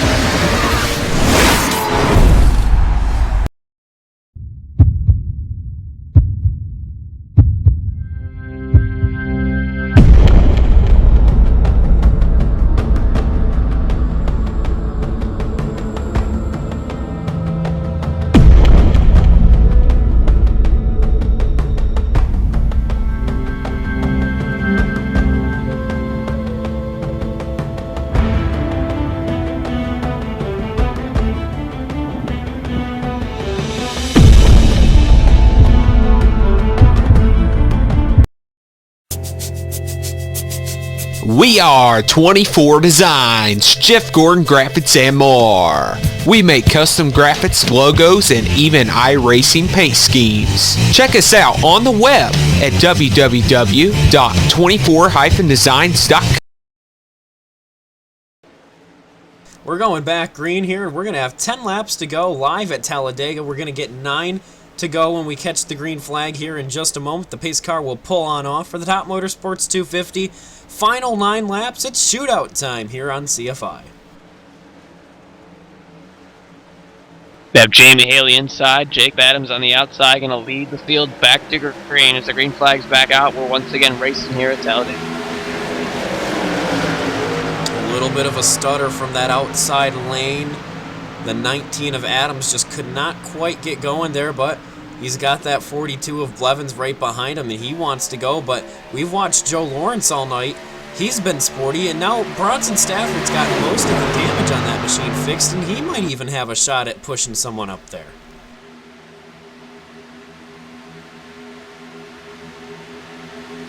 Yeah, really all these extra cautions allowing these guys with the damage from earlier wrecks to get it repaired. Jamie And Haley lose the minimum through ground middle. is contact almost. That's Joe Lawrence, excuse me, that 78 just shoved his way through.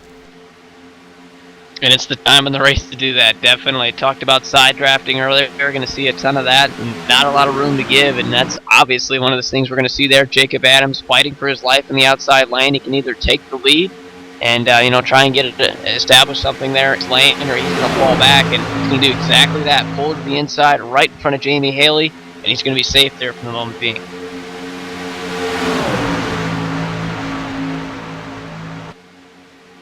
Outside line just up and disappeared for a hot second, but there it goes. It's back for a minute. As it looks like now Blevins, Mark Murphy, and Lawrence on the high side.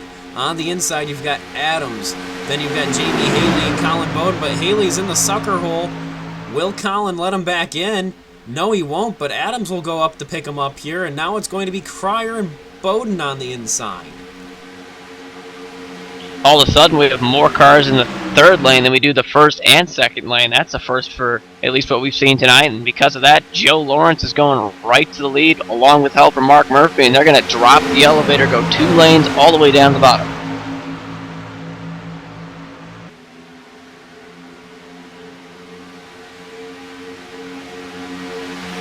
Just like that outside lane comes and goes here, but we have a lot of movement out of these guys, and that can mean trouble pretty quickly here as the 78 of Lawrence thought about moving up to the high side, maybe stunting that outside run, but not able to do so here as we're going to come off turn 4. We're going to have 6 laps to go in the Top Motorsports 250 here at Talladega. And who's going to get it? We've got about 8-9 cars in contention here, but who's got the best partner and who's got the best luck here at Talladega? It's the lottery race. Colin Bowden and Alan Cryer bouncing off each other's doors down there. Not sure what kind of bump drafting that is, but definitely not making them go any faster. Yeah, some of these guys starting to fall off. These first couple of guys, they're kind of getting desperate, trying to make as much ground that they can. But for the time being, that outside groove still the place to be. You got 3 cars up there, the 19, Jamie Haley, Jacob Adams, and the 42 as well of Corey Blevins, but then on the inside, Joe Lawrence and Mark Murphy. So that's 3 against 2, and that's definitely going to be a difference drafting-wise. And Joe Lawrence, he's trying to take the lead on the inside, but now, see the 42, Corey Blevins, jumps to the inside. He's kind of the control car trying to see which lane's moving, and now that might move Joe Lawrence to the lead, and it looks like it will. And guys, looks like that number 33 is working with Colin Bowden here. That's Corey Hoover giving him a shove. We haven't mentioned his name hardly at all tonight, but he's on his way up and probably back to the front of the field. And Corey's one of those guys who's sitting well in the points. Looks like he'll advance, but wow, what a win would be for his team as well. He's kind of been under the weather, at least for most of this race, and what I mean by that is he's just been really in the way of all these wrecks. He's been involved in some, has some front end damage, but he's doing a nice job nonetheless, and is up here toward the front in the closing stages, and that's exactly where he needs to be. And one move could put him right up there in the lead. And look at that, this pack is here together right on top of each other, bumper to bumper. Who's going to be able to get this? Whoever wins, we have a pretty good chance of having a first-time season winner here tonight. There's even a chance of having a first-time UpperEdge winner here tonight. Jacob Adams wants it. He wants it bad here. Oh, they're 4 wide at the back of this pack. 4 wide, wow. Everybody trying to make the moves to get this win at the end of this race. Everybody wants it. Oh, and Joe They Lawrence definitely do. gets And now a clipped. lap car's going to get in the way, and there goes Corey Blevins. He's going to go up and over. Time of caution is going to be the big thing, but still actually no caution. No caution. We're going green. We're staying green. If it's a caution, the race is over. There it is. Who wins it? Yeah, we have no idea because Jamie Haley and Jacob Adams were side by side, and basically nose to nose when the caution came out. Previous scoring loop's going to determine it, but we really have no idea right now. How disappointing is that? Let's take a look at the replay here. See why exactly the caution came out. Probably both drivers should have been able to get going. Let's take a look at what happens here. Yeah, the 02 just comes across the 78's bumper. Laria's in the way there, so Blevins turns, and then the 78 as well. Let's take a look, see if we can catch it. Yeah, he ends up back on the track, and instead of letting it roll down, he hesitates for a moment and sits there, and that's what's going to bring out the caution.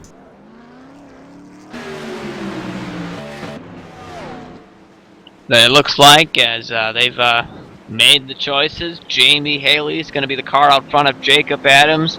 It's going to be a tough way for Jacob to lose this one, but Jamie Haley is going to claim the victory here at Talladega. Survives a really chaotic second portion of this race and does a nice job there. Going to pick up the victory. Jacob Adams looks like he'll finish second, and Alan Cryer, despite being involved in a big wreck mid part of this race, gets a third spot, and we'll have to see where he is in the standings after this, if that was enough to move him on. And what a way for this thing to finish here. It's going to be Jamie Haley will be winning over Jacob Adams, and unfortunately Adams just could not do anything else to get anywhere here at the end. I'm going to catch up right now with Jamie Haley, who will be our eventual winner, assuming he can make it around these couple last times. Jamie, talk about your race in general. Talk about how you came away victorious here. It was a really difficult race. I thought I gave it away there early, getting stuck in the back there, and lost it on the apron. And I thought, well, I'm done now. But we had that caution come out that saved me from going a lap down.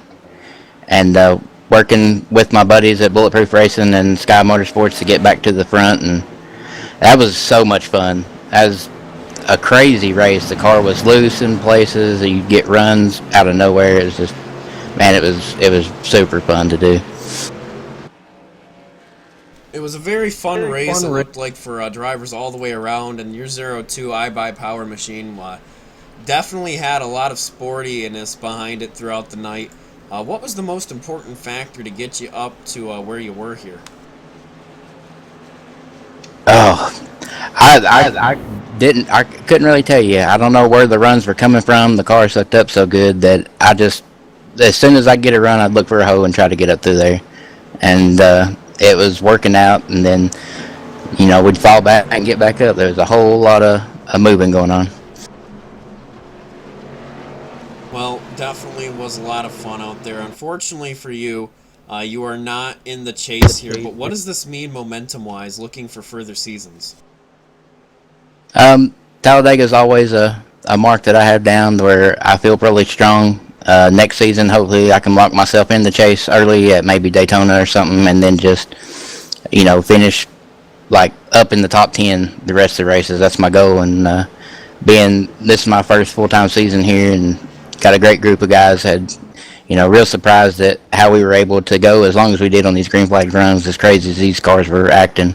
So, looking to next season when everything resets and get to start over, and hopefully just carry the momentum in.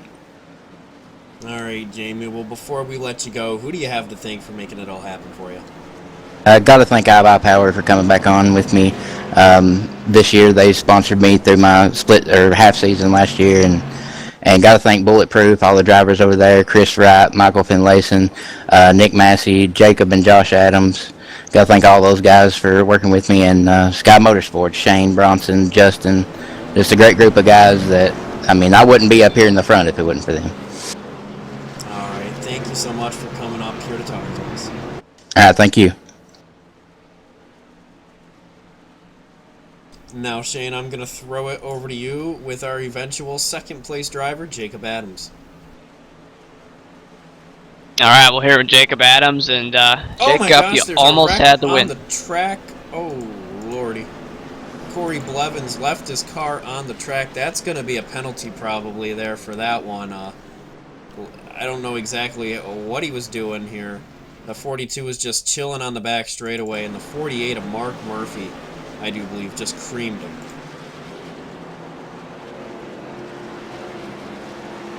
Yeah, it's definitely big. We'll get back to the interview here.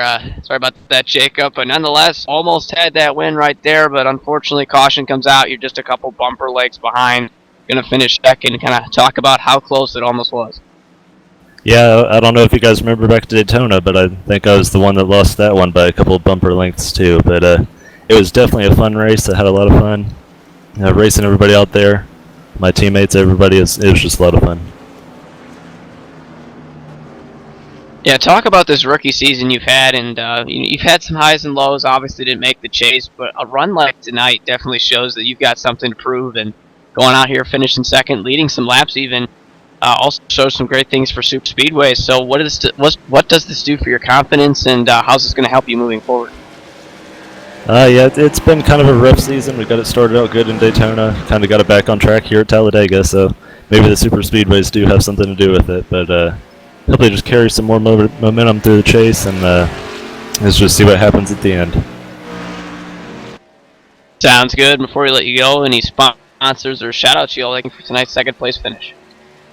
Yeah, definitely Gatorade, everybody at Pepsi, G Series and whatnot.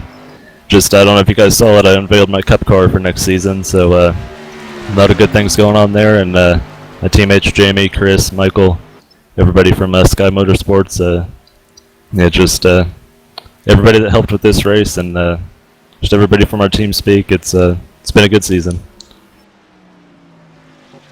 A win that almost was there for Jacob Adams. Jacob, thanks for talking with us. Yeah, not a problem. Well, after an exciting night, let's talk about the official results here. Jamie Haley came away victorious, followed by Jacob Adams, Alan Cryer, Colin Bowden, Corey Hoover, Bronson Stafford, Mark Murphy, Brenna Madonia, Chris Wright, Bradley Burke, Joe Lawrence, Finlayson, Dyson with a pretty good comeback, all things considered.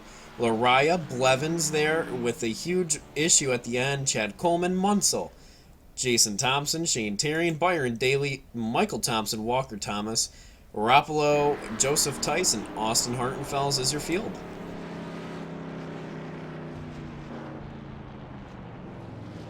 So interesting race. We've seen a lot of interesting things happen, and a little bit of a shakeup in the points. The official standings will come out by probably midday tomorrow. But let's just talk about the upcoming races here. Next week we go to Martinsville Speedway, then Watkins Glen and Phoenix. That's going to be May 12th, May 19th, and May 26th, and then we wrap up the season at Homestead. And Shane, Cody, I don't know. Such a diverse chase schedule, going to make it so these drivers have got to stay on their toes each and every race, like Martinsville to the Glen to Phoenix. Very diverse right there. 45 laps at the Glen should fly by. 200 laps at Martinsville. You never know what you're going to get there. Same with 150 at Phoenix.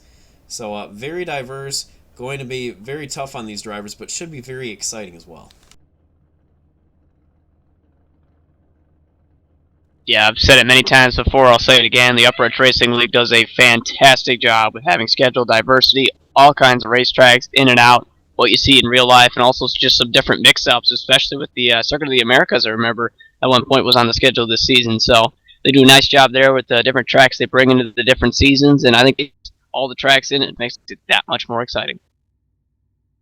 Well, I do believe we're pretty much all wrapped up here for tonight. Very exciting race all the way around. And we saw pretty much everything. Great green flag racing. Couple big ones. Of course, it's Talladega. You got to expect that. But all the way around, we had plenty of fun up here for the Top Motorsports 250. Next week, like I said, we're going to Martinsville Motor Speedway. That should be a fun one as well. Martinsville, the Paperclip, always puts on a good race. The Our Expression Creative Studio 200. Tune in next week for race number 15 and round number 1 of the knockout round.